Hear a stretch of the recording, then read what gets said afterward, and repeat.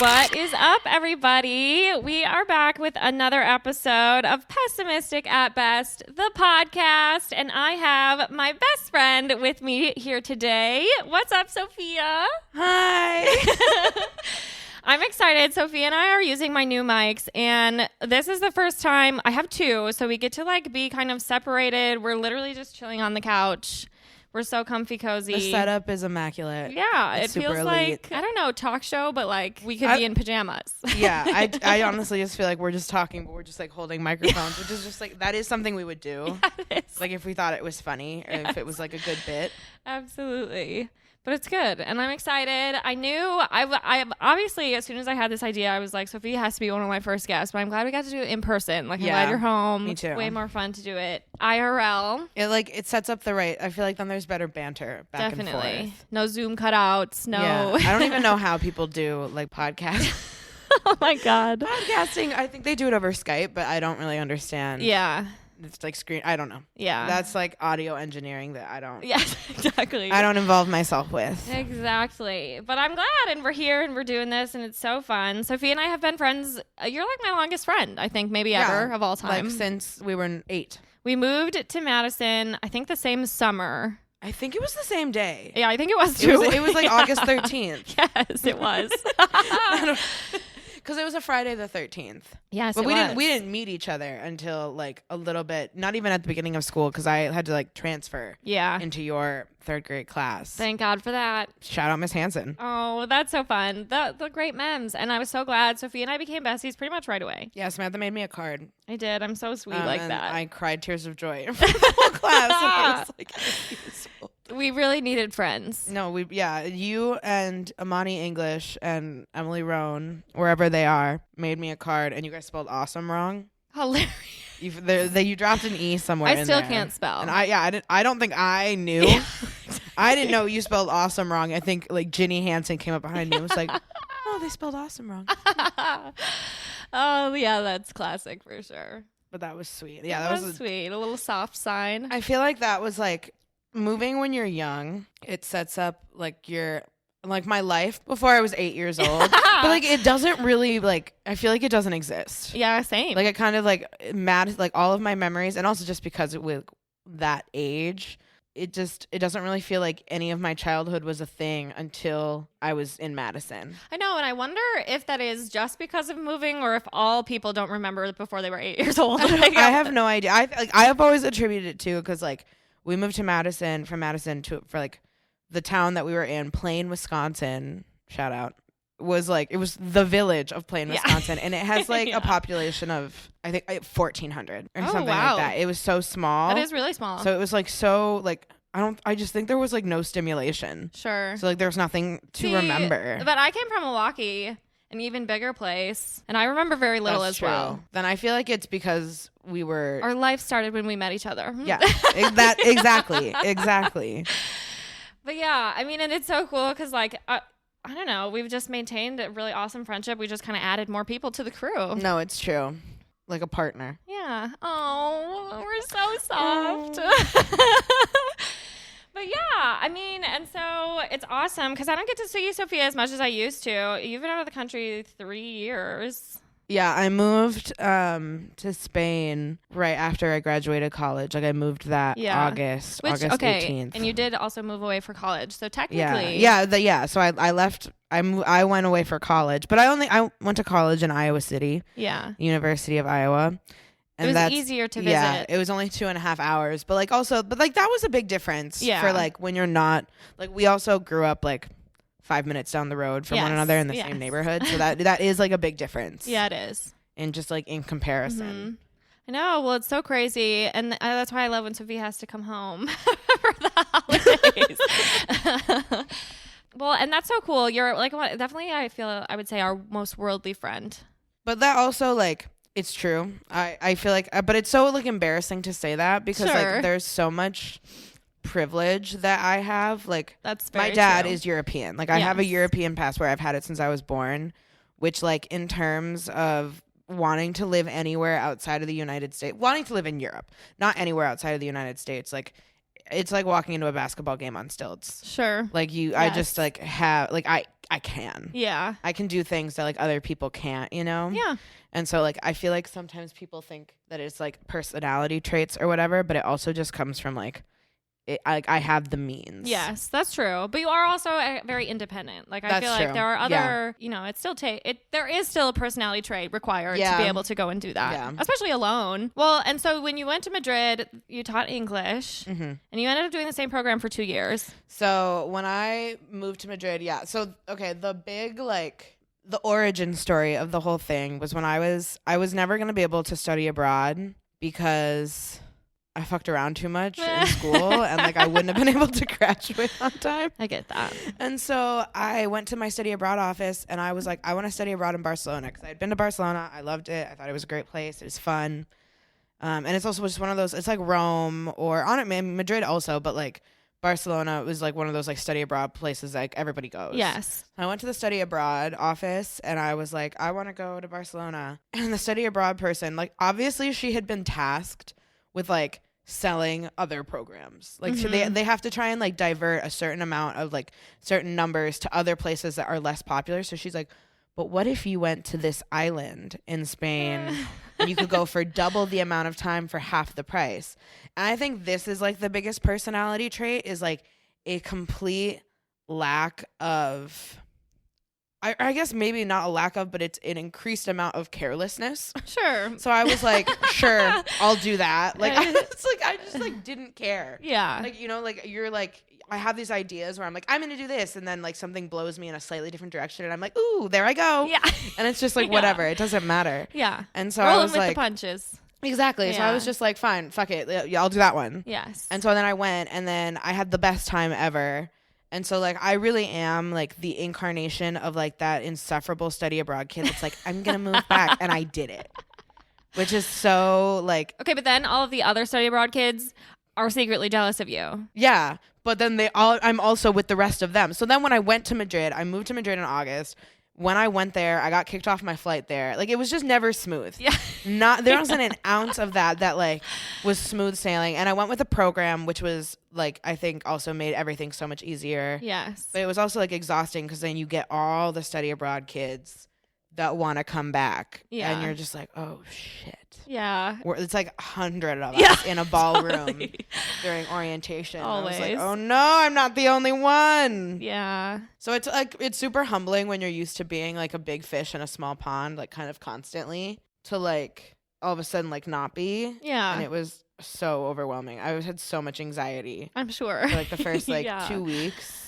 Yeah. Oh my God. And then I had to go live with a host family. That was terrifying. So I kind of forgot about that. Was that mostly for the language purpose or to give you time to find housing? Both. Like it was supposed to be for language purposes, but my host dad was American. Okay. He lived in Boston. He was kind of like Hilaria Baldwin. Yeah. Lived in Boston, is now living in Madrid, and like has a Spanish wife. So they spoke perfect English. So like I never really got that much of a Spanish immersion. I also am like I have such a hard time with languages, and like when me you're too. anxious and you can't even communicate, like I felt like I was like paralyzed. I hated like it has nothing to do with like not wanting to immerse myself in the culture or anything. It was just like too much too soon. Yeah. And so I was like so stressed out. I wasn't in my own space.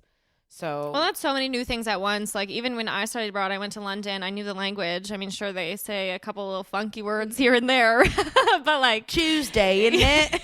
Yeah. So sorry. But otherwise, like I had, you know, and already that was so many new things, so much stimulation all at once. A new place, new people. Right. I don't know my way around, but at least I can ask.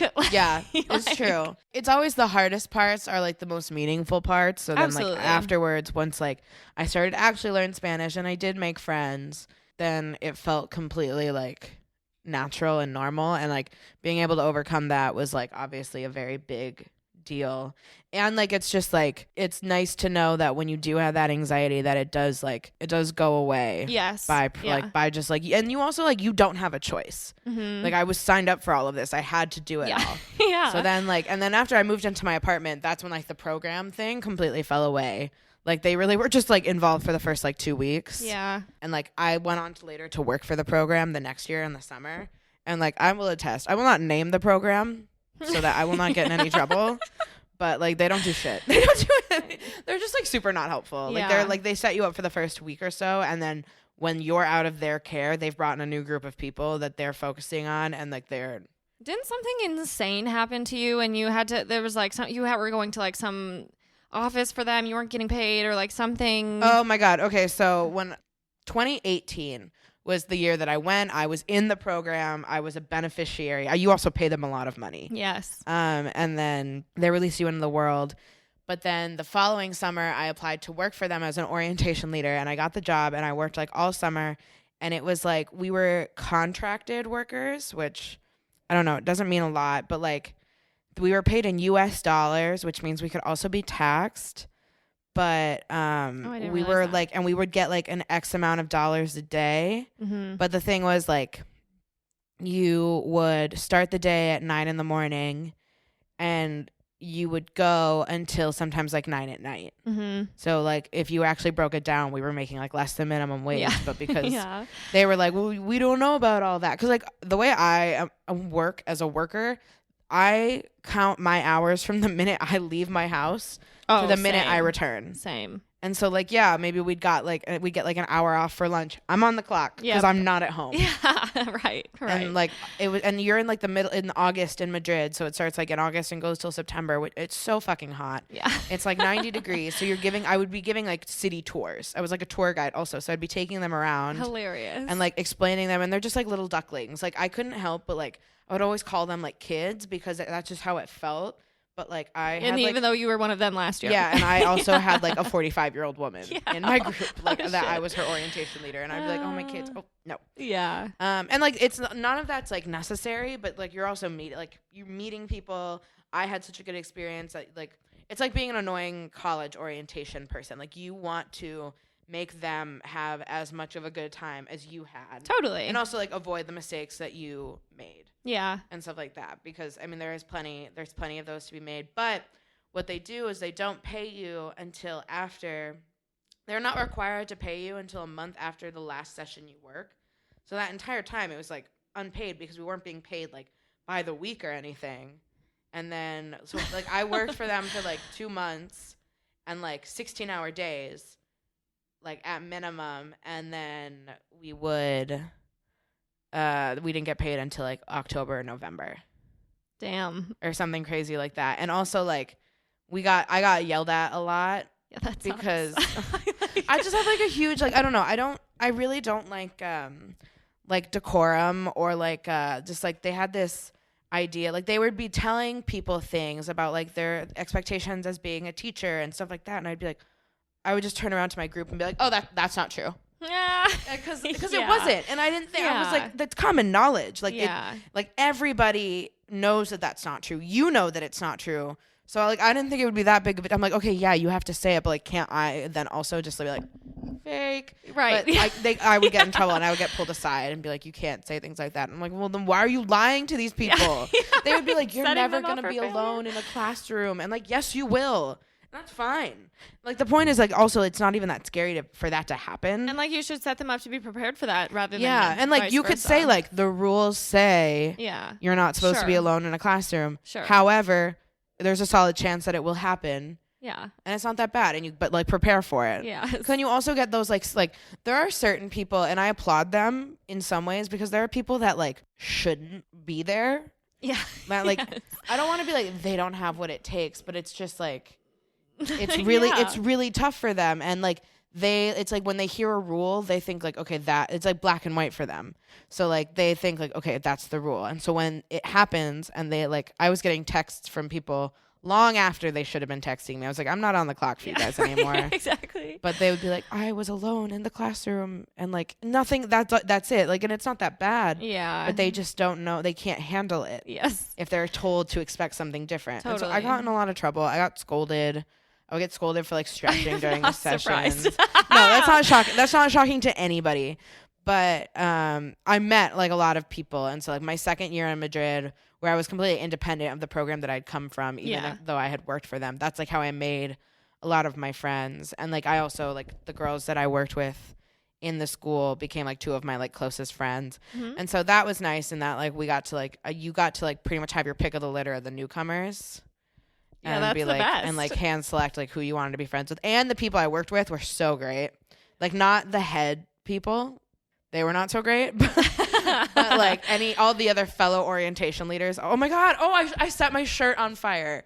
That was Oh my God. it was like a random morning where it was really cold and I had a radiator in my bathroom. My apartment in Oh, I Madrid was like remember this 100 story. years old. And so and it was wet because I think they only give you one shirt and you have to wear it every day. Or you have to wear it the first day. And so I put it on the radiator and then I forgot about it while I was getting ready. And I was like, why does it smell like something burning? I burned a hole through my shirt, but I was also like had to be there in 15 minutes. And I just didn't think it was that, I didn't think it was that noticeable. Hilarious. So I showed up with my shirt like burnt. It's like the most classic we were shit giggling ever. about it because like that's hilarious. Like that's Yes, funny. Yes, it is. And then like my supervisor was like, I don't see the humor in this. And I was like, well, I do. Well, pull the stick out of your ass Yeah. because this is hilarious. She's like, why didn't you tell me? And I was like, I was literally like, you were already at the hotel. Like you didn't have another shirt.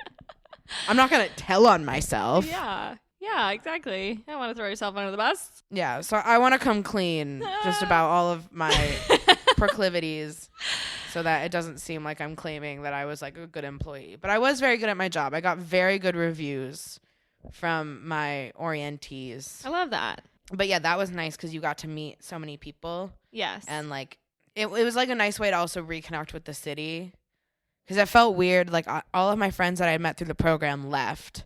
So I was coming back to Madrid alone. Yeah. Except for Kelly and Maria, who are the girls that I work with. But all of us were sort of like going into it kind of like all individually, all our other sets of friends had left. And so we were just like, so like when I first got to Madrid, I came back for that summer in 2019. And then I was here for, I think like 2 months. Yeah. And then I went back and I like didn't leave my apartment for 3 days. I get that. I couldn't move. I was like, ugh. Totally. New apartment, new neighborhood. I had a roommate, but I didn't know where she was. Yeah. She was on vacation when I arrived, but I was Okay, like, sure. she could walk in at any moment. Yeah. And it was so scary for me. Well, and I feel like, and that's interesting because it is one of those programs that, like, I feel like a lot of people they'll just do it for 1 year. So you're really going back a second time and you are going to have a totally different experience. Right. Well, and like, so my whole plan, like, you can't, I think when you graduate college, you don't have a choice. Like, you're sort of always making that 5-year plan in your head. Yeah. And like, everybody around us, not everybody, that's not true. Everybody, like, so a lot of people around us were starting to like get like real jobs, way less than I expected. Yes. But like you're in that like awkward like Oh, that's like a horrible time. yeah, that you're just like And you think you have to be doing something. and I had a plan. Yeah. And like that's how I realized that like it never matters what you're doing. Yes. That you'll still feel it anyway because Yeah. like I had a plan and in some ways that can be as scary as not having a plan because like you're headed towards this thing and you can't stop it Yeah. whether you want to or not. And I was like doing something exciting and something that I chose and I had Right. chosen for a long time. Like I knew that was going to be my like direction the minute I got back from Spain in 2016. Yeah. I knew that was where I was headed. Yeah.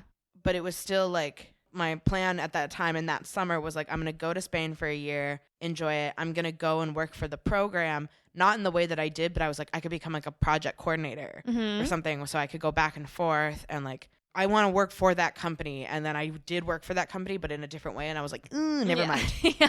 Never mind. Yes. But also it was just like, it was so easy because everything was set up so easily. Like I was able to, like you get paid and you don't get paid a lot, but you get paid a decent amount by like Spain standards. And we're young. How much we get paid right now doesn't really matter. Like that should Exactly. be the least of your worries. Yeah. I wasn't saving, but I wasn't maxing myself out either. Yeah.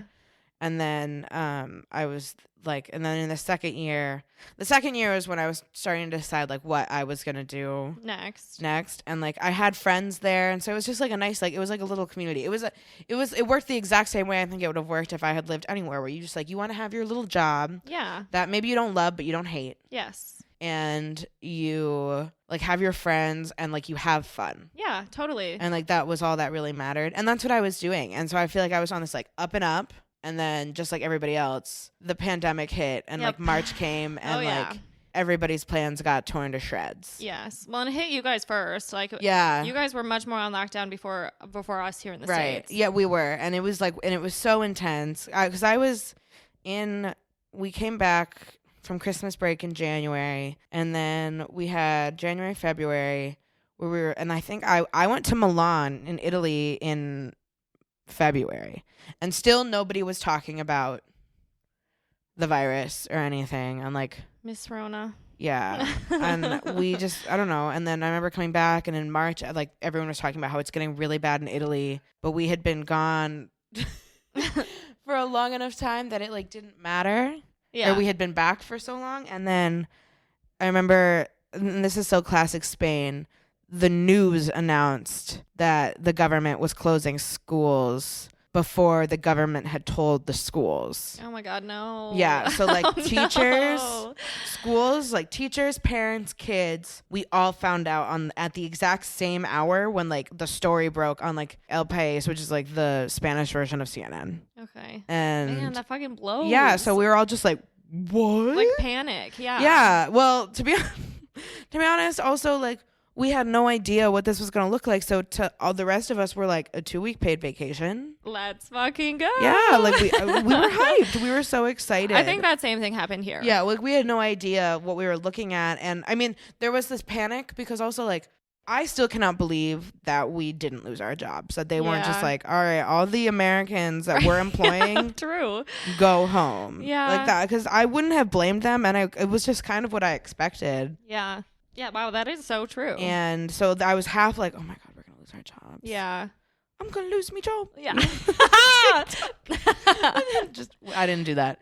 Anyway, so it was like half exciting. I like went and stayed at my friend's house, and then we were just like hanging out and like watching James Bond movies. Well, and isn't it kind of, I don't know, it's a little bit sad it's sad and funny and ironic that at the beginning we thought this was going to be 2 weeks. Oh, I know. I mean, that's what was so funny is like that weekend I went and stayed at my friend's house because he lived like further out at the city, and we could like go outside and be outside and stuff. And then we were just like, all right, see you guys in like 2 weeks. And that was the last time I would see them. I still have not seen them. That's messed up. Again yet. But yeah, so like I haven't, I mean, like not like, I don't mean like the friendship ended, but like I haven't gotten to see them. Yeah. So like whenever since is it the 3rd, the 4th? Like I was reflecting on this whole year, and I was like, 2020 really was the worst year ever. Yes. And like, but I have said that the reason I belong on this podcast to begin with is because I say that about almost every single year I experience. Fucking same. I'm like, I don't, this was not a personal best for me. Therefore it was the worst. Like, and so yes. I get really like, I'm like, every time the new year comes, I'm like, ugh, another terrible year for Sophia DeWard. Sad for me.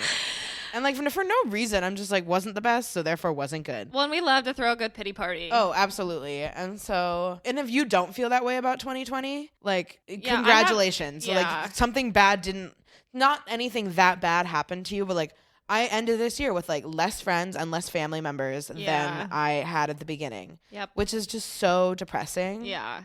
Oh, 100%. There's no bright side to that. No, Just exactly. isn't. And like, it doesn't, and I think that's like what the pandemic did for everybody is it just made everybody like turn inward. Yes. And to like your most important. And it just like reshuffled the cards in a way that we were not prepared for. Mm-hmm. And it sucked. So I was locked inside for the like last 3 or 4 months. Well, in Spain, you guys, because I just remember thinking like, oh my God, you guys were on hardcore lockdown. Yeah, like we when couldn't you go outside. got that permission to start going on 1-hour walks, like that was once like in the morning and once at night we got 2. That's some shit, man. Yeah, no, it was like, and like there was talk about like government ration like groceries and stuff, just because at first like it just seemed like the looting was happening everywhere. Not Jesus Christ, not looting.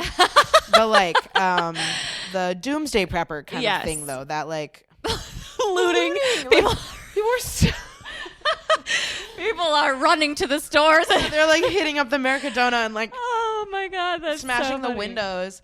But it was like gloves in the grocery stores, masks on everywhere, which is normal now. No even TP there. left for anyone. Yeah, exactly. So we were all like, what the fuck? And then that never ended up being as much of an issue, but like I would go out for like an illegal walk, and then Yeah, the like, second or almost third get time I fined. did it, I got picked up by the cops.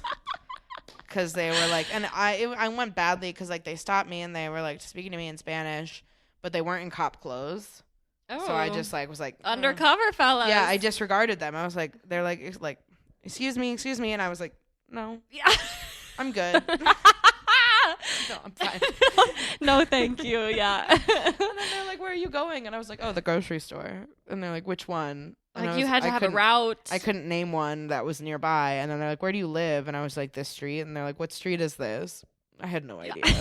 Hey, listen, man, I'm not from Yeah. here. And so eventually, they didn't end up giving me a fine, but they were like, they took down all my passport information. Oh my God. Which is why having 2 passports is nice, because I only gave them my American one. Nice. So I can't get tracked. Yeah. If the Spanish government hears this, that's not true. So yeah, they threatened to fine me, and like you could not go outside unless you would you actively had to carry a grocery bag. Like you wanted to flash your grocery bag, so everyone knew that Hey, you man, had like here's a my reason. proof. Yeah, right. Exactly. And then things started to let up. Like I think I probably could have gotten away with going for a walk later on. Like once we were allowed out for like our government sanctioned walk time. Yes. I mean, and I will say, like, as much as that is like so scary and crazy sounding, like also we fucking sucked over here. Yeah, and so I mean, in a lot of ways, it was like nice because I trusted that every single person was doing the right thing, and it worked. You know, like it did eventually get everything down, and like I worked, but like not really. So it was just like a really weird 3 months where like you were stuck in one of those time loop. Yeah. Movies where like you live the same day over and over again, and that's what I Oh did. my God, yes. And it was so awful. And now, but it's like disorienting. Yeah, like, and I honestly kind of don't remember it because I can't. Mm-hmm. Like I remember making pasta, and I remember like watching Outer Banks. Yeah. Oh yes, lots of Outer Banks, dude. And like that was it. Well, and I think that's what's so weird about all of this, because like this year fucking sucked, and it somehow both dragged on and also flew by. Right, exactly. And I don't really know what I even did the entire time. And I have nothing to show for it, and like that's kind of fine, because like how could I have been expected to do anything? Yeah. And like that's not even true. Like I did, I moved, I did eventually like get on with it, but it still feels, and it's okay that it feels like that. Yeah, like, it's just like it sucks so bad. It just it sucks so much ass. Yes. Like there's just no other eloquent way to put it. It sucks so much ass. It does. And it just like it ruined what was supposed to be another good year. And like honestly, had it not gone like that, well actually I don't know. I was like sort of planning on moving out of Madrid. But I was also having such a nice time that I wonder if I would have stayed. Yeah. Which, like, I don't know what that would have done for me necessarily. So, in some ways, like, I guess I try and always, like, have the affirmation in my head that if it could have happened any other way, it would have. Sure. Totally. Because it's so stressful, and it makes me so upset to think about all the ways it could have gone differently had this not happened. But that doesn't even matter. No, it doesn't. Because it did happen. Yeah. So, but like, I think everyone should be allowed to complain about it. We should all be allowed to just sort of like, you need to pout. Like, you need to pout. You need to throw tantrums. And I did that a million times, and I still do it because it's still relevant. Yeah. It still matters. Yes. And it's still going on. And it's not over yet. Yeah. Like, I think we're sort of turning a corner. Yeah. In terms of like all of that, but like me too, for sure. Vaccine, all that. Yeah, it still just shook everything up. Absolutely. Well, okay, and so then I know that I know, and obviously it influenced all of our next decisions and moves. Mm-hmm. I'm certainly going through some of that myself, and like it's just one of those things where, but like that brought you to, because obviously now you are in your grad program. Yeah. And it brought you to the Netherlands, which is fucking dope.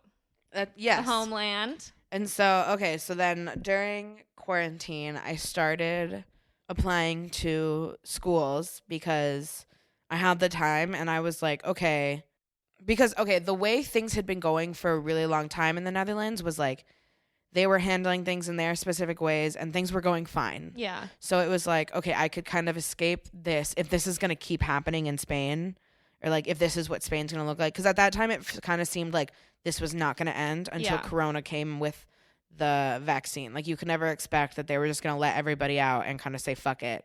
Yeah. Because it just didn't seem like they could keep us inside for months if they wanted to. And so I started applying for schools because then that was like, okay, that can be my way to like get out kind of. And like that had been on my mind. It had started to be a plan because I have my Dutch passport, and Dutch college or university programs are in English. Mm-hmm. So it kind of is a no-brainer. Yeah. And also like my master's degree is going to cost me $2,500 US. Yeah, that's That's fucking unheard of. awesome. So I was like, it would be irresponsible of me Yeah. to myself to not get one. Totally. You don't even have to want it that bad. Like that is such like that's like so like almost sounds so annoying to say, but I think like that's why I urge people now, when like everyone else, like our like friends or just acquaintances that are like American are like, oh, should I go to school? I'm like, no. Yeah. But it's only because the amount of money that Yeah. it would cost, I don't think is worth it. Yes. And like, yes, you end up making more money in the long run, but like if you have to divert that to student debt, Especially for people in our field. exactly, where it's like becomes much It more is about not experience. worth it. Like, Yeah. And so and you're not probably going to make the money back. right, exactly. So I applied to like a couple of different programs, and I applied to one in Utrecht, Ooh. which is a sociology program. I applied to one in Amsterdam, and then I applied to the one where I am now in Groningen. And the one in Utrecht was the one I thought I wanted more. Okay. They ended up accepting me, and then they emailed me and said it was a mistake. No way. Oh my God, I did not know that. Yes, I don't think I told anyone because I was so ashamed. I was in shock. Dude, at that point, I feel like they just have No, to they let straight you up in. sent me an acceptance email, and then they emailed me again. Like with your name on it. Yes. That is And then they bullshit. emailed me again and was like, I'm sorry, Sophia, that was a mistake. Like, Oh my God. but it wasn't even you didn't get in, like it's still pending. And then they told me later I didn't get in. No. And I was just like, what a roller coaster. Yeah, bad. It sucked. I was like, you have to let me in now. Yeah. And like I didn't qualify for the program. Even when I was applying, I was like, this is a stretch. Sure. 'Cause it was a sociology program. I know It how was that like a goes. science. It was like an MS, which would have just like, I don't know, like I didn't get like a BA, but like, or no, I think I did. Bachelor of Arts. Yeah, I did. I did yeah. get a BA, but I didn't get a BFA. But sometimes it feels like it. Sure. Yes. Like it was that frou-frou. Yeah, absolutely. That it kind of feels like it. Because I also studied creative writing when I was in college. That was like my certificate. And so I was like trying to make those, because I had to go through all of my transcripts, my college courses, and justify them and why I took them and how they like Oh my God, so apply extensive. to the different like principles that I needed to meet to get into this program. And even when I was filling it out, I was like, I don't know. I don't know. I'm like milking the one stats class I took once. Absolutely. And so, yeah, they accepted me, and then they said, psych. So that one didn't play out the way I wanted to. And then Amsterdam was sort of the one that I was more interested in just because it's in a city and it's where my cousins live. And then they were just so slow on getting back to me. So it really like, that's the funny thing about like the decisions I feel like that we make is we think that they're like, it's all going to be about like following your passions and your dreams. It has to be so meaningful. Because that's what the movies say. And it just, a lot of 100%. times it just comes down to logistics. Yeah, absolutely. We're like, the program I'm in now, it's because they got back to me fast. They had the resources, and everything was so laid out, so clean and clear. And like I got into housing quickly, and it was just easier. It made the most sense. Yeah. Yeah, so I was just like, all right, that's the one. And that comes again with like that level of like, I really don't want to put the word carelessness on it because like that makes it seem like it's a bad thing, and I don't think it is. Yeah. But it's like I guess it's like a flexibility in that like I'm like all right, like I can't, okay, so I'm not gonna go there. I'll just go this other place. So Totally. I moved there. I had never been there. Even my Dutch father had never been there. Oh, damn. Like nobody, because like, okay, the Netherlands is so small. It's 5 times smaller than the state of Wisconsin. And so for them, like it's 2 hours by train and like an hour and a half by car in the north from Amsterdam. And like, that's too far. Like Dutch people like won't travel that. Yeah, that's so funny to me. That feels like so far. Whereas like for us, like a little drive to Milwaukee is like nothing. I think that's a really European concept because Americans will go on road trips for fun. Yeah, no, and they don't do that. Like when they have the trains and stuff, but they're just like it's so far. You're right. It's That's so a day far. trip for Yeah, us. exactly. It'd be nothing. That's here to Milwaukee. I was gonna say it's less than here to Chicago, and people do that drive all the time. All the time. Happily. People commute. Yeah, happily, and they don't think Yeah. anything of it. Yeah. And so, I like show up there with my suitcase, my one suitcase, and I'm just like, here I am going This to is my it. dorm. Yeah. Yeah. And it was so like, this is the funny thing also about being Dutch, but like half-baked Dutch. Sure. In that, like, I don't speak Dutch. I'm learning it. And I haven't spent that much time there. And then I've never lived there until now. Yes. So, like, even when I'm standing outside with my suitcase, looking at a map, trying to figure out how to get to where I need to go, somebody still comes up and asks me for directions. Love that. And I was like, oh, you know. and at first, because he started speaking to me in Dutch, and I was like, sorry, can you speak English? And he was like, oh, yeah. And I was like, wait. Don't speak English. Don't bother. I don't know. Yeah. I don't know. Yeah. I just arrived here. I can't even help this end goal. Exactly. And like I went and I dropped my shit off at my dorm, and then I went to IKEA because I needed to get a duvet, and then I cried in the IKEA. Naturally. In the IKEA cafe, mind you, because a great place to cry. Yeah, nothing was translate. I thought like also you go to the Netherlands and you're like everybody speaks English, and they do. But that doesn't always mean that, like, the menus are going to be translated or, like, whatever. So, like, the menus weren't translated. Yeah. So I didn't know what to get. Had to have a quick breakdown. And I was like, nah. When my Swedish, and I, like, ordered Swedish meatballs on accident, and I'm a vegetarian, and I thought that they were vegetarian, and so I had to throw them away. It was, and, like, that, it was just, like, the first day of, like, yep, the rest of the next, like, 4 months, which were just, like, it's, like, impossible and also, like, not impossible. You know? You just so go into it with that feeling. Yeah, but like it's the same thing I felt when I was like about to live with my host family, where I was like, I would rather gouge my eyes out than do this right now. Yeah. But I literally don't have a choice. Yes. And only because of decisions that I made. Yeah, right. Like I can't no one be else mad is responsible at anybody else because I made this choice and I knew it was gonna be hard. And like that's I think the part of like being an adult, quote unquote, is like you make these decisions. And then when you find yourself in them. And you have to, and you just have to like bear it. And you're like, you have no choice. You have no choice. So I had to cry. The cool part is it always gets better. Always gets better. And it did. And so like it took me some time. Once again, I did not leave my room for like the first like day or two. I was just like paralyzed. Yes. And then I went and like I could like explore the town a little bit more. And at this time, the Netherlands wasn't on lockdown at all. Bars were open, restaurants were open, everything was open. But also, okay, a big key factor is that we were emailed and told multiple times that like our classes would be in person because they needed to be. Okay. And then when I arrived for orientation a week before school was going to start, and they got us all together in a room, they're like, everything is online. So, like, not being able to, like, that was the first time and only time I had met any of my classmates.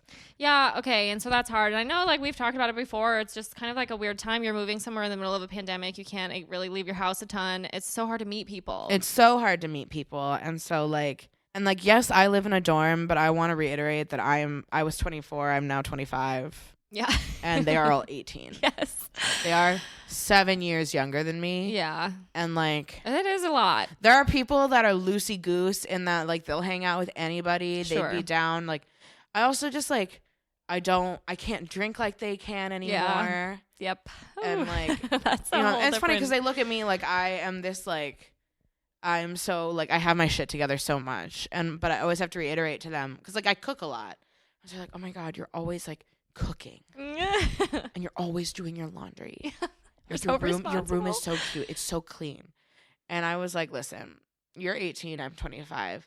I would be in huge trouble if there wasn't a difference between you and me. Yeah. If people couldn't actively look at you and look at me and be like, something is different. Yes. I would be so pissed. Yeah.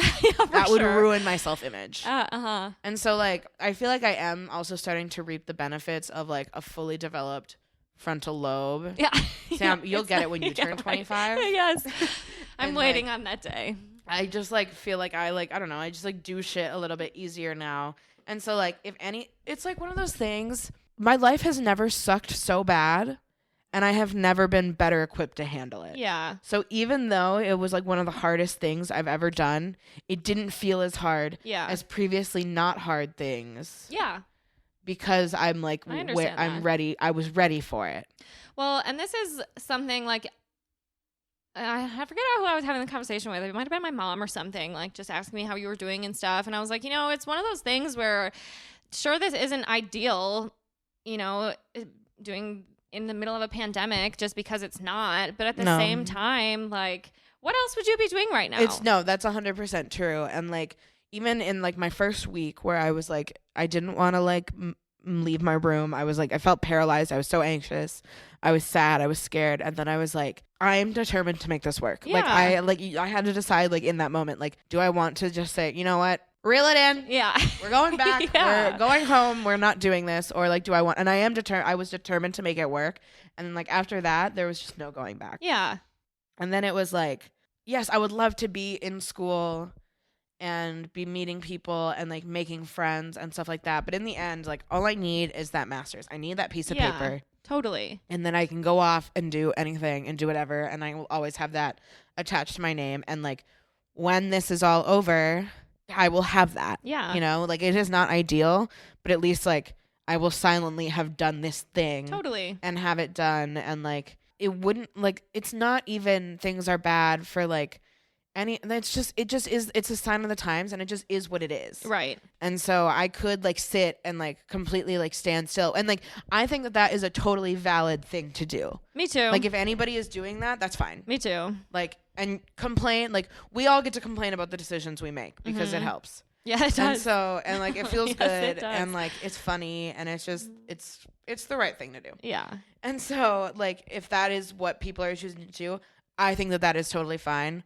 But then also like, if you fucked up and like did decide to make a big change in the middle of it and you're like, I shouldn't have done that. That's also fine. Because in the end, like, it's just like you have to do whatever you can to like keep yourself together. Yeah, just get through this. Yeah. And like for me, it was like making a move. Yeah. And it was just like, it was like the first time that like I had ever done something and it didn't 100% work out. Yeah. And like that I think is humbling, like for me. And I think that that's bound to happen sometime. And it's probably the first of many. Yeah. It is it's not probably. Yeah. It is the first of many. Nobody is that lucky. Totally. And so like, yes, I moved somewhere and I have not made a single friend. Yeah.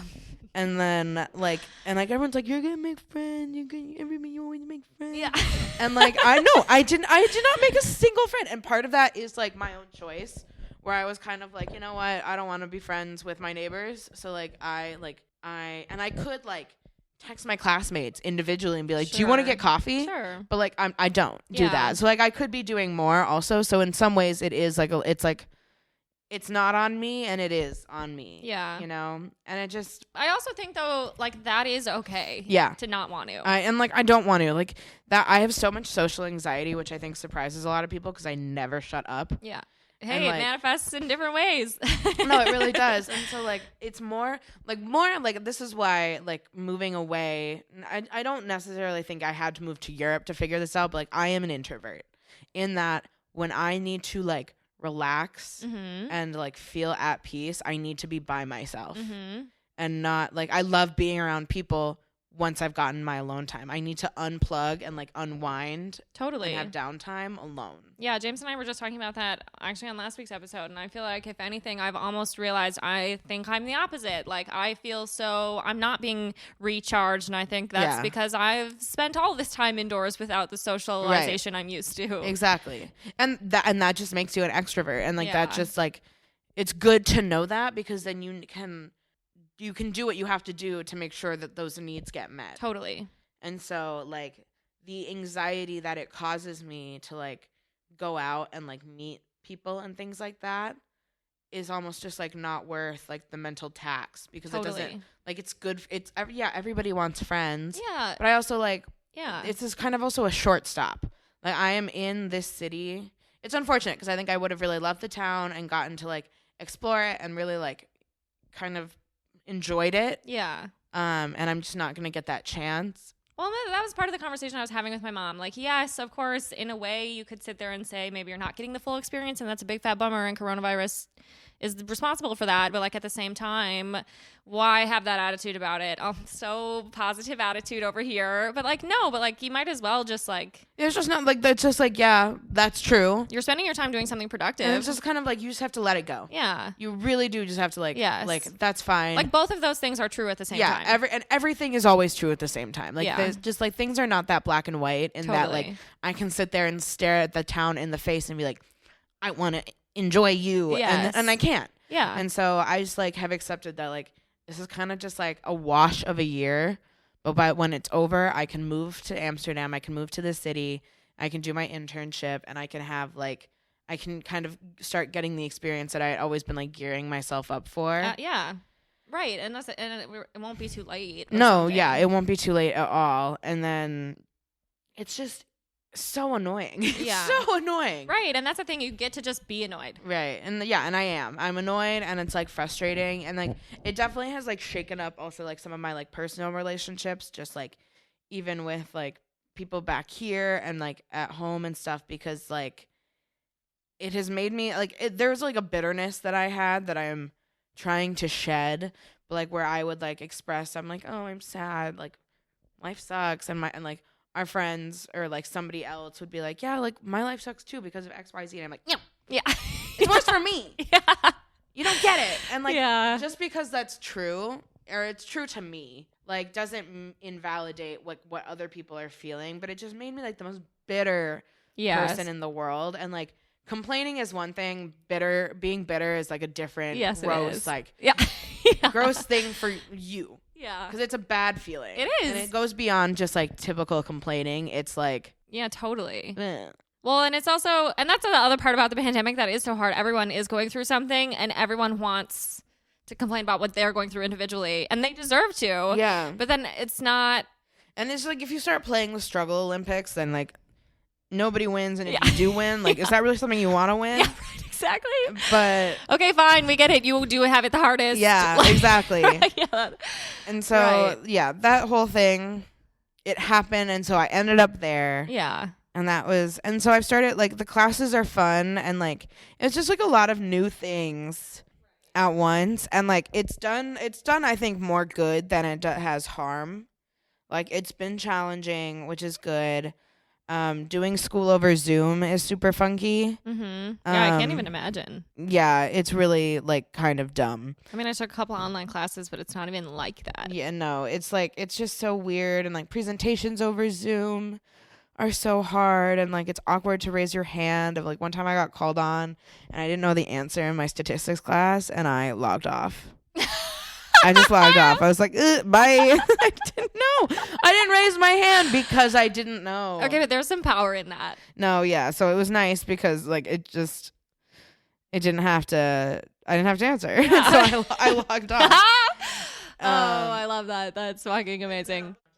Well, and your program is yeah. social. So it's okay. The degree it's a media degree, media studies, master's, which is a lot of like sociology and theory. Yeah. And then my specific track that I am interested in was like social media, datafication, and like society. Okay. So I was talking about TikTok and the ways that like news companies are starting to like use TikTok to try and like get a new generation interested in like their platforms. And I was just going about my presentation, and I said something, and my professor put in a little chat box like, "Great point. Such a nice comment." Completely threw me off. My mind went blank. I go, "Oh, thanks." And then I could not remember what I was saying. So it's like little things like that where like a teacher saying that in real life, I would just be like, word. Or maybe he would say it later, but like. Right. And realistically, yes, they would wait till the end. Yeah. But then and with this one, he said it in the chat box, and I was like, oh. So such a new. Yeah. There was like a bloop, and then I was like, whoa. And it just really freaked me out. And so. Yeah, I get that. And there's just always the pitfalls of like a boring professor. Like all the things that apply to school in real life. And like they still apply in online and it's like learning. heightened in weird ways. And like the way people are like, you know how like in high school they're like, this won't fly in college, and in college they're like, this won't fly in like higher education. It all flies. Yeah. It's all fine. Yes, it's all it the is. same.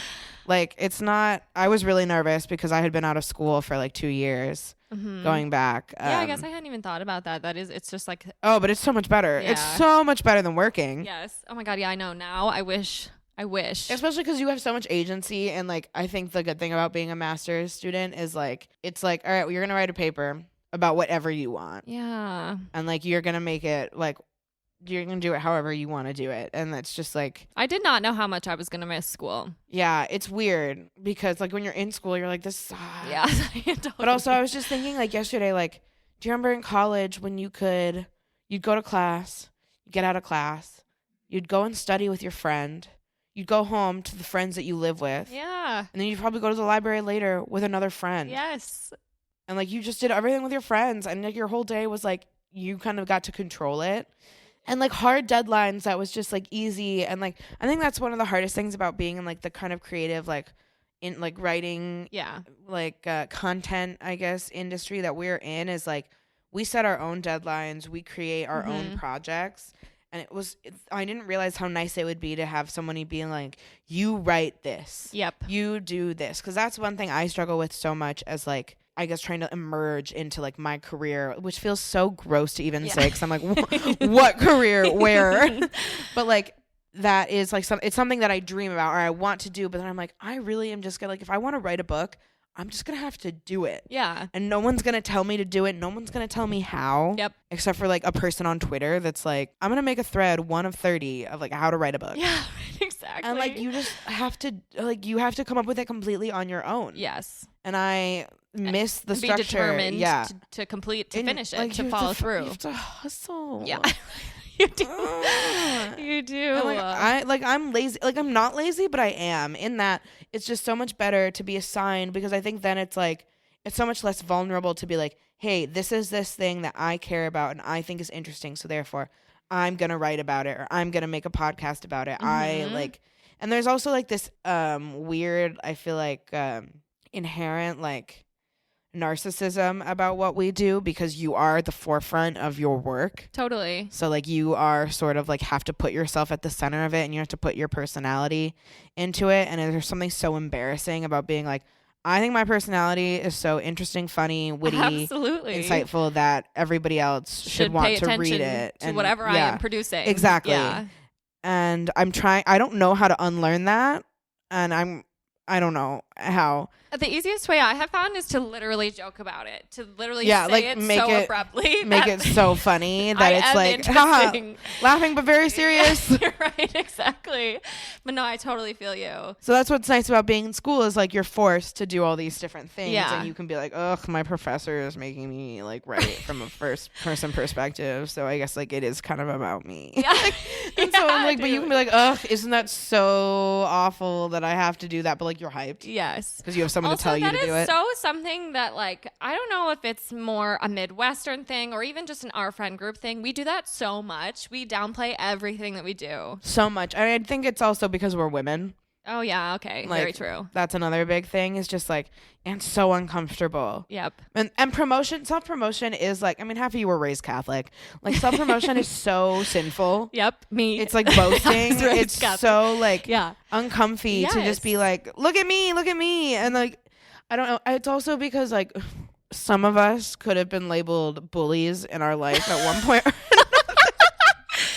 And like, so it's like you're giving them ammunition. You're giving them open like it's like people starting a music career or anything. Yes, it's just totally. like it is so vulnerable. Yeah. And it's giving people so much things to make fun of you for. But then you'll also have to realize this is like what the one thing that my move has given me is like nothing is embarrassing. Yeah. Nothing is embarrassing and nothing is impossible, because like I've already done the thing that like to me moving and like having to interact with a completely new city is like the life equivalent of nails on a chalkboard. The idea of it made me feel sick. Totally. And it made me feel sick while I was doing it, and then it was over and it was like, all right, whatever. I think that is also something I say it like we're so old and prolific now, but I do think that as you just get older, like it just you I'm care shameless. way less. Yeah. Yeah. And like, why would I care? And also like people are always so much more supportive than you think they're going to be. Yes. And like, also the good thing is I think we underestimate other people's laziness also. Like if I saw someone I fucking hated in high school started a podcast, I would be like, loser. And then I wouldn't listen to it. Yeah. So to any of you out there who Yeah. fucking hate my guts. Wait, do you guys have access to sound effects? Could you bleep something out? Yes. Okay, if you're out there, fuck you. And I know you're not listening to this, so it's not a big deal. Too. Yes. Fucking bitches, man. And so I think that has been like one of the nicer parts about being in school is like there's just a lot of freedom in being a student. And also I also feel like I have to disclose just like the amount of privilege that comes with it. I don't work while I'm in school because I get a government subsidy. Like my tuition was paid up front from savings I already had. I see, and that's how it should be. Exactly. And then You I should be get getting like paid a to go to government, school. I get a government subsidy that covers my rent and my living expenses. And because I have no friends, I don't really spend that much money because I Yeah. don't have anything to do. I have found that as well during this pandemic. I'm a big time saver now. It's really something. Big time saver. Yeah. But also it's just for lack of being able to spend my money. Exactly. Or like I spend it on like stupid like Amazon shit. Yeah. And then Fuck Jeff Bezos. yeah, fuck Jeff Bezos though. don't ever twist my words. I'm anti-Amazon, but See, okay, I that have Prime is such enticing. Yeah. I have such a love-hate relationship with that because I hate Jeff Bezos, but it should not be on me to not be able to use. I don't like love the idea of consumer responsibility, especially because like it doesn't work. Yeah. Because even if I'm not using Amazon, Right. my neighbor is. 100%. So My dad's why using my shouldn't- Prime left and right, man. Yeah, so why shouldn't I also be able to get same day delivery? Just tax the son Yeah, of a bitch. I just want him to be taxed or pay his workers more. Yeah. That's all. We'll get off our soapbox. Yeah. So anyway, yeah, I have like a lot of freedom in my the amount of time that I have. Yeah. And that I don't have to work, which has just made like when school becomes your only priority, it's quite nice. Yeah. Because it's just like, I have class on these days and I do the class and then I do like some studying or I do my work and then it's just sort of like over. And I think that's what's cool about taking a break from school and then returning to it. I think you really take advantage of that so much more. You appreciate Oh, and I'm it. so much of a better student. I'm so much more prepared. Like, Yeah. I really do the readings and I do like, because like, especially once you've gotten up to that master's level, it really is true. Like, we're all there on our own accord. Like, nobody's forcing you to be there. Yeah. And like, so for the most part, everyone participates. Everybody like engages and it's Yeah. much more like, I guess like, I don't know, college, like there's a lot of people, once again, this is a very privileged thing to say, but there's a lot of people who just go to college because it's just like, it's what you do. Mm-hmm. It's like the next Yeah. step. And I mean, like even me, like it's like I just never questioned would I not go to college. Oh, of course I was same. gonna go. Yeah, it was not even a. Yeah, and so Wasn't it even a wasn't, thing. but it wasn't necessarily like this big, awesome, amazing thing that I was so lucky to have. It is, but I didn't know it at the time. And I also do feel like a big difference, not for everyone, but a big difference between choosing to go to college and then choosing to continue school and do a master's program or, more higher education schooling.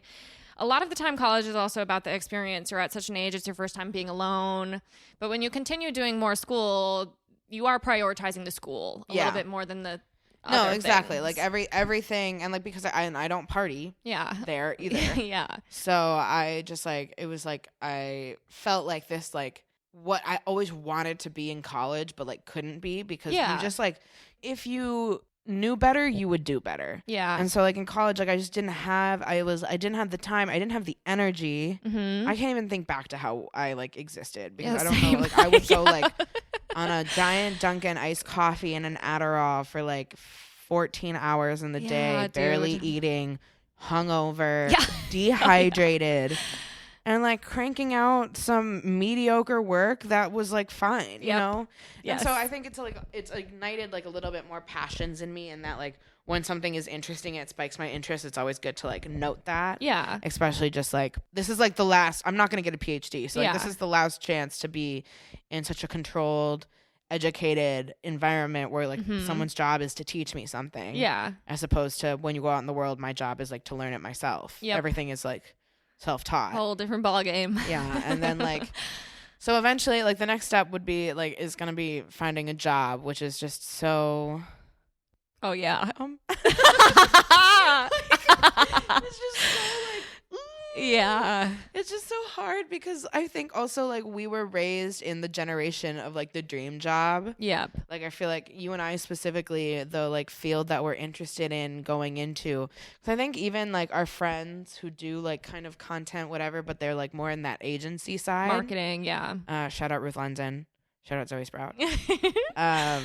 Like it's a little bit more like, it's agency, like it's more cut and dry. Mm-hmm. Whereas for us, it's like more on the creative side Yes. of like, so it just becomes so much more abstract. And like, then you get into the like, it's like the obvious answer is freelance. I know. But like, that's a dirty word. That's so scary. It is, and it's so scary. It's so, cause like you don't, like how? I know. And well, even when I first got like furloughed, sort of, at the beginning Mhm. of quarantine, like I was like, all right, well, I kind of just want to find some side gigs. A little income would be, sweet. And granted, also it was during a period where there were no advertising dollars to spend, but like it was how much time and effort you even put into pitching stories. That is in itself a full-time job. Like, no, exactly. like it's so you have hard. to come up with the idea, pitch it, and then they don't even want it, and then you're like, well, what do I do with this? I just wasted all that time. Yeah, exactly. And like you're just kind of like, okay, I'm gonna freelance. Yeah. Right. Like you cross your fingers. Yeah, and then it's like, and then what? Yeah. Are you supposed to like, and like,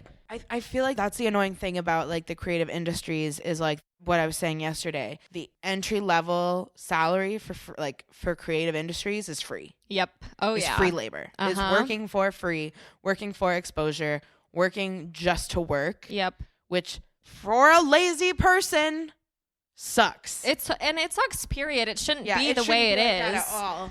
And there should be it should be much more dedicated, but also like I was saying before, like we are this generation of like the dream job, and like we grew up watching like 13 Going on 30 and every romantic comedy where like every girl works in like media, kind of fucking Devil Wears Prada and everything, and like we thought that was possible. Sex in the City. And so like the girls that are a little bit older than us like have kind of reached that. Yeah.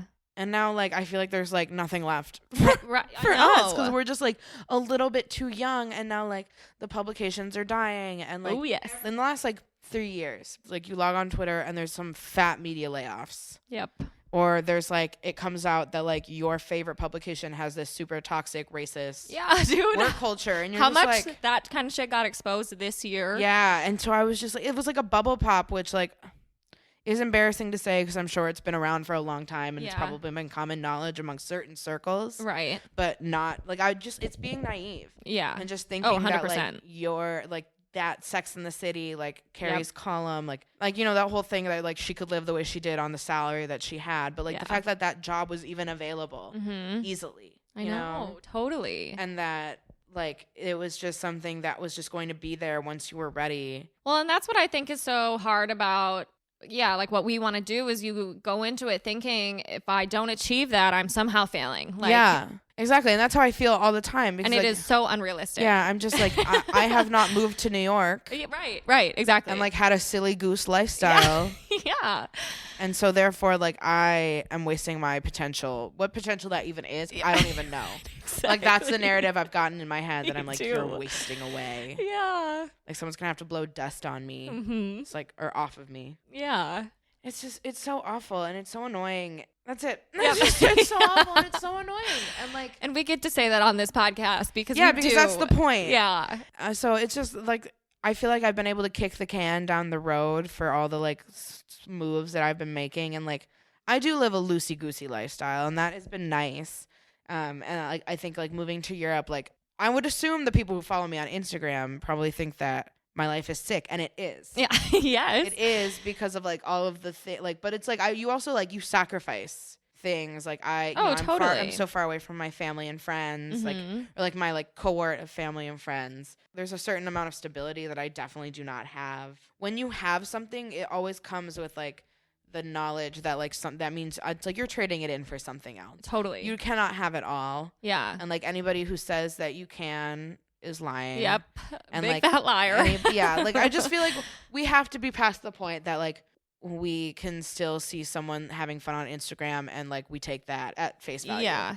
And totally. So and like I don't know, I'm not very big on Instagram lately just because it's just like what is the point? Like what who is that for? Yeah. To make like it I feel like sometimes people it is like I don't think people go into it being like this is going to make somebody else feel bad, but it's just like I need to keep up appearances. Totally. And that is just like I'm so over that. Yeah. And so like I know. Well, and that's like the most negative form of social media. No, like, exactly. Where it's just like you're keep posting up with out the of Joneses. habit and like because you have to, and like the trends. I mean, like just because of like what my degree is, it is interesting to like watch the trends on social media and how like the photo dump has become like the only way that you can post now in 2020, and it's all like low qual, like not. You can't try that hard and stuff. And like I love that actually. Me too. I do love the non-consequential like kind of way less laissez-faire yeah. method that people have sort of adopted on Instagram. But that's like the ironic part is it's now I'm like, okay, so where can I find the least Yeah. good quality, Yeah, most hilarious exactly. photo?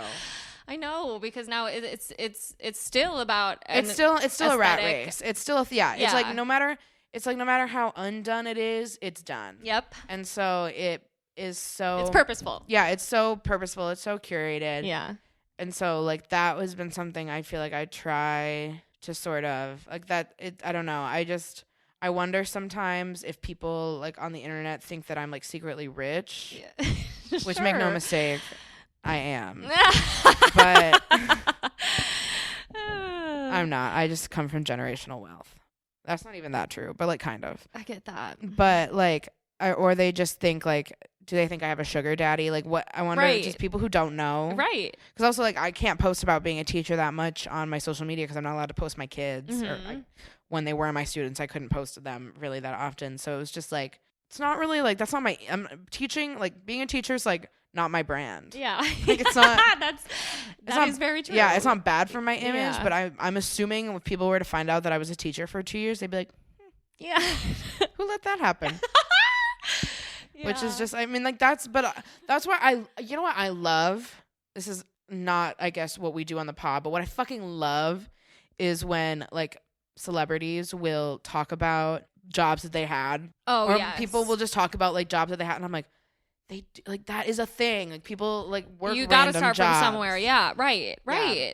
Or even just like, I don't know. Now I follow so many of the people I eventually hope to emulate, random editors of cool publications, whatever. And then when I go and I see like that, you know, where they came from, I'm like, okay, I'm not actually off track. Yeah, exactly. I mean, that's the thing is like, there's like I have this weird deep desire that I just want to know where I'm supposed to be at. Oh my gosh, I and know. I wish someone would tell me. And I think like the things that I always like, my anxiety like settles on and panics on is like, I typically adopt the notion that everything I'm doing is fine because in the end, we will all end up in the same place. And quite literally that is true because we will all die. Yeah. Well, yes, so like, true.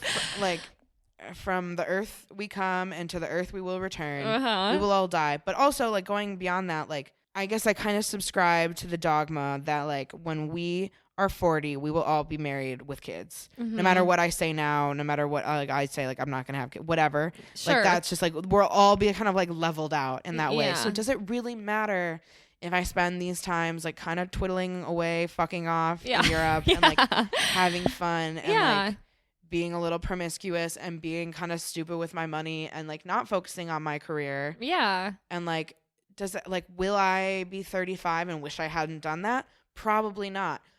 Then I also cannot turn off the part of my brain that's like, will I end up like alone for my entire life because I haven't put effort into my relationships when I'm 25?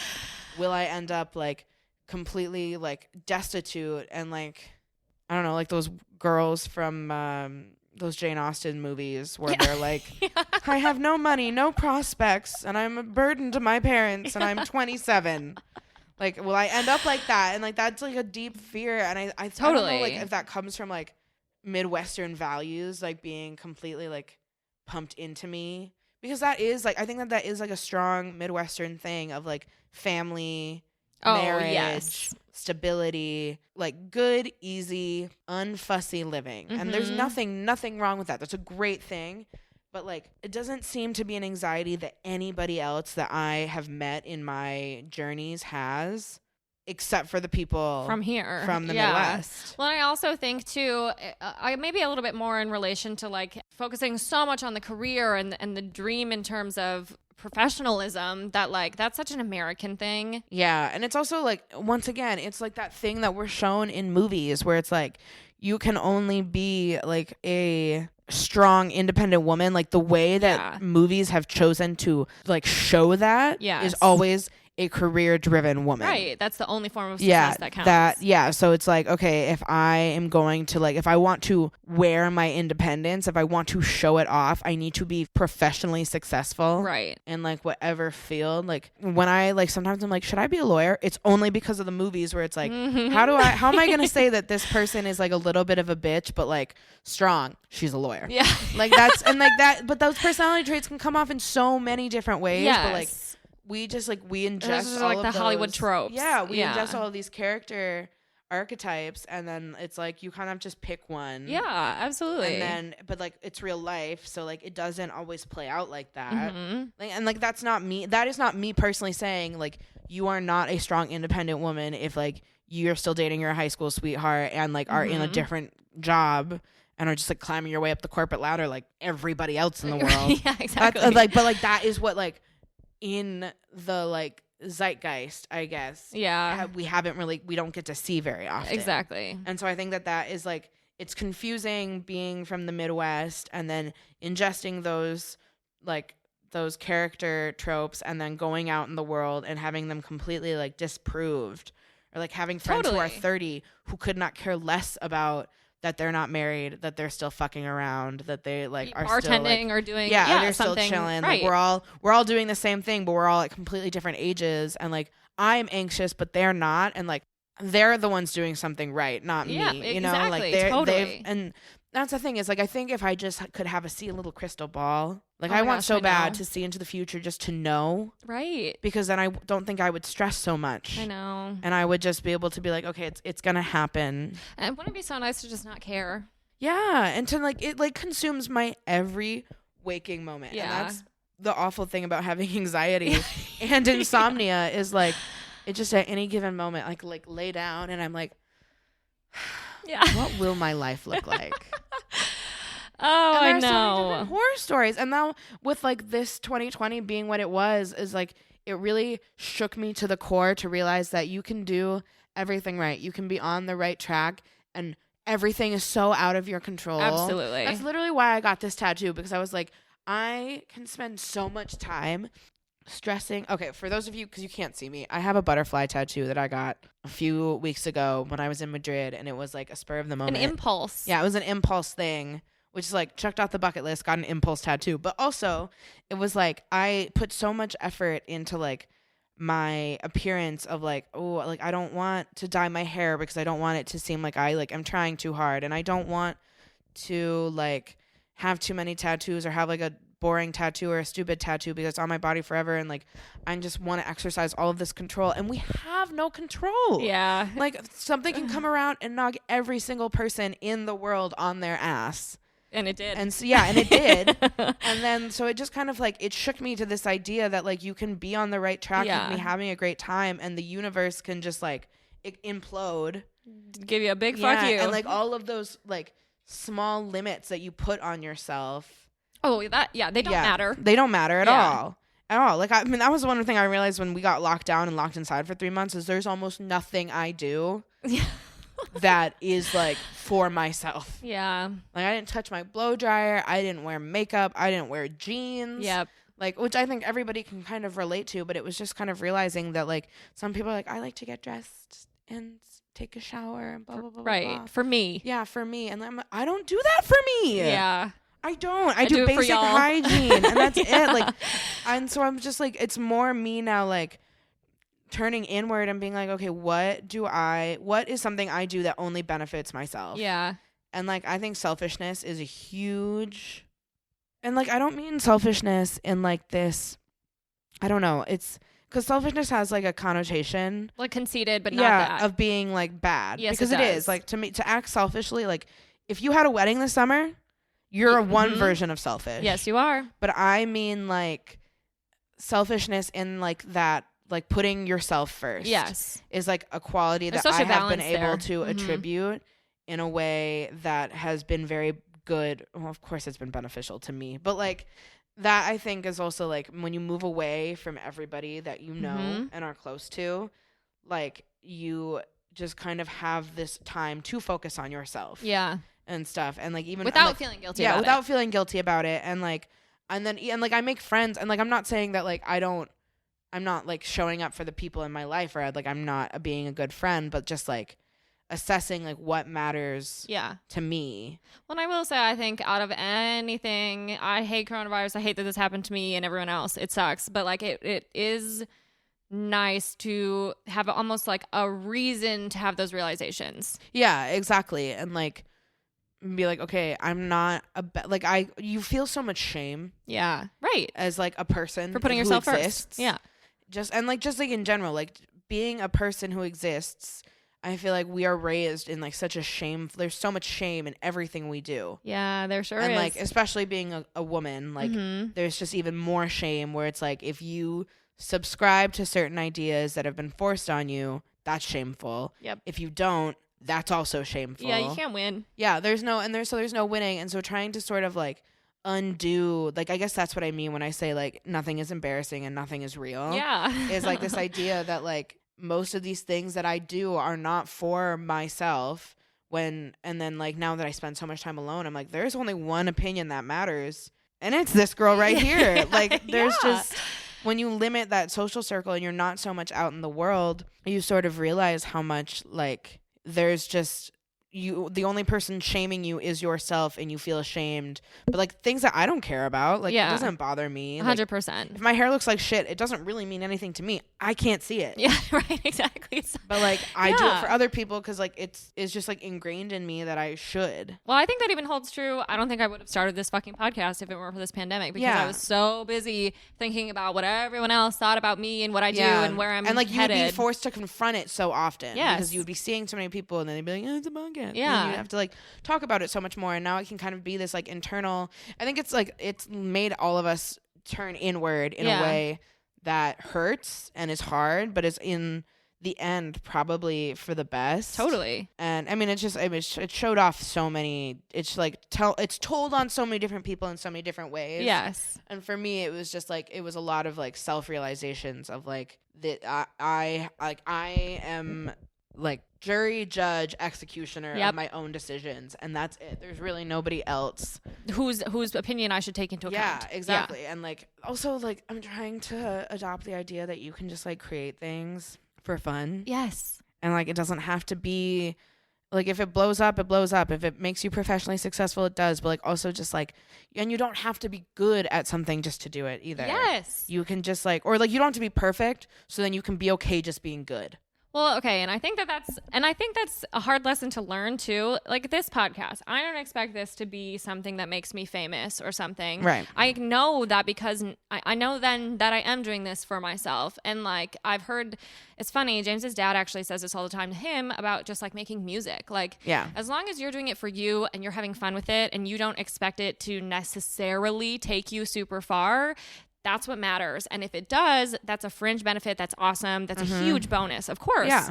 But that shouldn't be the point. Yes. You shouldn't set up something, which is why I kind of hate that like now like we're getting into like if for anybody who like does any sort of content creation, like the newsletter is really like blowing up. Yeah. And I think that that's kind of a bummer because that does indicate that there has to be somebody else on the other end. Like you need people to sign up. It becomes much more about like the reader and like because you can't just put it, you're not just putting it like anywhere like a blog or like something. where anyone in the world can stumble upon it. Like you have to be subscribed to.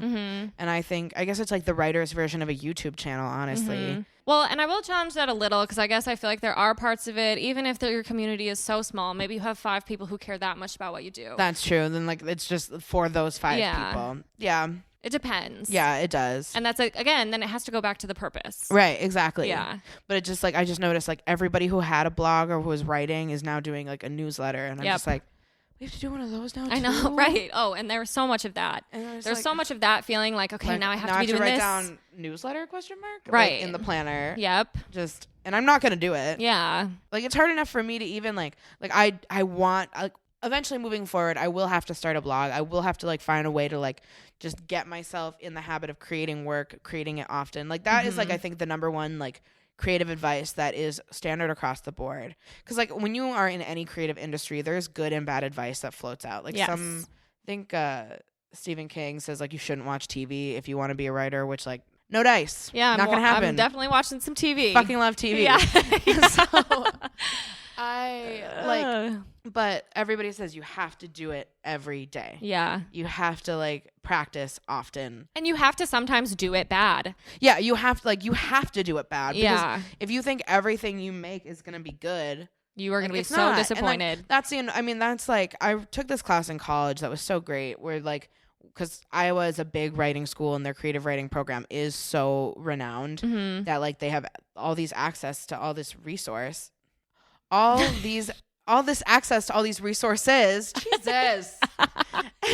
So I took a class that was like about drafting, and we were able to look at like drafts of like finished works that like by like Langston Hughes and like Sylvia Plath. Hell yeah. And like all these writers, and like so seeing where they started and then how it eventually like emerged to whatever the finished product is that we all know is like common popular culture, and like where it starts from, and they are almost always like so different. So like you just have to like vomit whatever it is out, and then you kind of work with what you have there. And like if you write 1,000 words and like 15 of them are really good, then like you take those 15 and you do it again the next day, Exactly. and the next day, and that's so exhausting. It is. And sometimes I just wish that I like had a different brain. Yeah. That like I didn't want A brain that was good at math or something. Right. Yeah. A brain that could do fractions and like that geometry. led you into almost like a more standardized career. Yeah. And like that would be enough. Like to be so unsatisfiable is such a curse. Yes, it is. It's a blessing in that it has pushed me into like all of these foreign environments and all these crazy like situations, and I've had a blast and I've had like the time of my life, but also like I would give anything to be satisfied with less. Yeah, right. Because my life would just be easier. Life is just easier. Yes. In that way. Yeah. Like if I just could make my brain a little more smooth. Yeah. Because like I don't have the analytical skills, but I have the critical thinking skills, and you can't turn that off. Yeah. So I apply it to every faction of my life, which is so annoying. Yeah, 100%. It's so annoying, and I know it makes me annoying to be in other people's lives. Like, well, you considered it like this? Yeah, right. Oh, yeah. And like for that, I am sorry. If you're listening to this, I'm sorry. I can't help it. See, but it also makes you great. It's such a balance. Like, yeah. I mean, like, and there's also like, there's nothing you can do about it. Yeah, right, exactly. There's literally just it's just like, I really think that is one of those things that you are born with, and then it gets nurtured. Yes. And like vice versa. Like there are kids who grow up doing puzzles, and there are kids who grow up like coloring on the walls. Yep. Okay, I will say though, that's so funny even that we're talking about this right now, because that's one of the reasons, like, I don't know, like I love when you come home, because these are the things we talk about, and we can do this for hours. I know, like we could shoot the fucking breeze forever. Yeah. And like I don't know, I feel like, and we can get into like the gritty, minute detail that is so niche. Well, and we love to analyze. Yeah, like I could, and like that's why I feel bad sometimes for our friends. Yeah. Because like I can't help it. Yes. If you ask me a question, I'm gonna be like, well, I think we could trace this back to when you were 7. Yeah, right. And you got picked last in kickball. Do you remember that? Yeah. Yeah, and it's just, it is what it is. It is. It's what it is. But I love that, and I think it's like we need to do that. Yeah, no, it's true. And now we're doing it here for all of you, and you have to listen to us. Ha ha. Ha ha ha ha. Well, honestly though, if you made it this far in the epi, I'm proud of you guys. What time is it? How long have we been recording for? I honestly have Oh no my idea. God. It's like an hour and a half. Yeah, I think so. The time flies when you're talking about yourself, dude. Yes. It really does. It does. That's crazy. I know. It's sort of a beautiful thing, though, to just be able to sit here on a podcast. And like this is like, we would be doing this. Like, there is not a single thing that got said here that was like, oh, I'm being recorded, I got to get this out. We just happen to have microphones. Yeah, I just hands. happen to be holding a microphone. Yeah. But like, if we weren't on the podcast, the only difference would be like my phone would be in my hand, and I'd be like talking about someone's Instagram. But like with that, I would take my master's brain and like the critical thinking analysis that I take to like a 400-page peer-reviewed journal to a girl's Instagram post who just joined a pyramid scheme, and like I'm not sure if she broke up with her boyfriend, but maybe. And then we'll do the dirty work. Yeah, and I'll do the detective skills. Yes. To figure it out. I've done more with less. Yeah, exactly. More with less. Yes. Well, and I guess we can wrap it up there. I'm feeling really positive about this conversation. Yeah. I feel like there's not a single, no stone went unturned. No.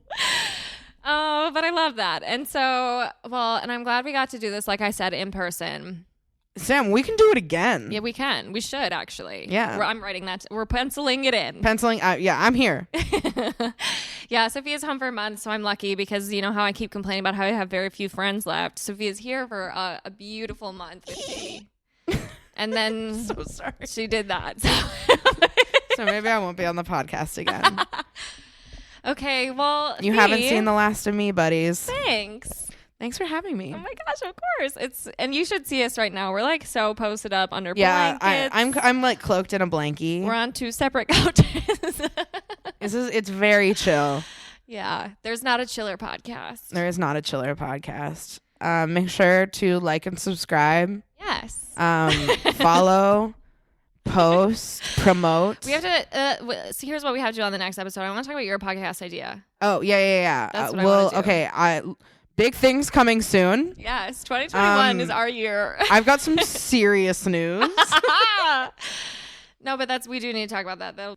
We're gonna do a little self promotion. That's what we do. That's what we do. That is. So I have a podcast coming out at an unnamed date. Yes. And it's about books, young adult books that we all read when we were kids, and I'm going to be rereading them and just seeing how they hold up. Yeah, I love years that. later. So if you ever read Twilight or The Click or Pretty Little Liars, You're in for a treat. just you wait. You are in for a treat. I love that. And I'm really Perfect. excited because I have read all those books. Who didn't? And our analytical brain, we're just going to go crazy. Yep, exactly. But thank you guys for listening. And Thank if you made it you. this far, I'm proud of you. And if you want to know who I was talking about that I'm going to ask James to bleep out, Yeah. You can DM us. yeah, you We can may DM or may not us. respond. You can DM us and I'll give some hints or Ooh, for I like hints. for a handsome compensation. Yeah, you have to I'm- pay us. I might drop the initials. We'll tell you hot or cold. Yeah, exactly. Yeah. Okay. So anyways, we can't talk right now. We're doing hot girl shit. Yes, we are. We have to go. Bye. Bye.